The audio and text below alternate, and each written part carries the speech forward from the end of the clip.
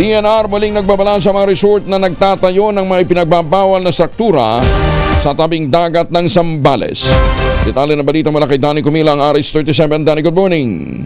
Muling nagbabala ang Department of Environment and Natural Resources DNR sa mga resorts owners na patuloy na nagtatayo ng mga istruktura sa recreation areas o ipinagbabawal na tabing dagat sa Sitio Liuliwa, San Felipe at ilang bahagi pa ng San Narciso.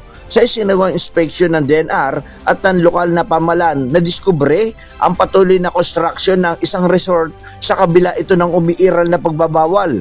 Muli ring naglagay ng mga babalang karatula ang ahensya upang ipaalala na hindi maaring tayuan ng permanenteng istruktura ang naturang lugar. Ayon sa DNR, idiniklara ng danger zone ang mga accretion area dahil sa banta ng pagguho, storm surge at posibilidad na tangayin ng dagat ang mga ito. Sa kabila ng mga naunang notice of violation, may ilang resort owner pa rin ang hindi sumusunod sa batas. Babala ng DNR, posibleng maharap sa cease and desist order at mga kaukulang kaso ang mga lalabag sa mga regulasyon sa forest shore at recreation area. Patuloy naman iimbestigahan ng ahensya upang matiyak ang kaligtasan ng publiko at pangangalaga sa baybayin. Danny Kumilang, RH37, DCRH, una sa Pilipinas, una sa Pilipino. Maraming salamat, Danny. May pa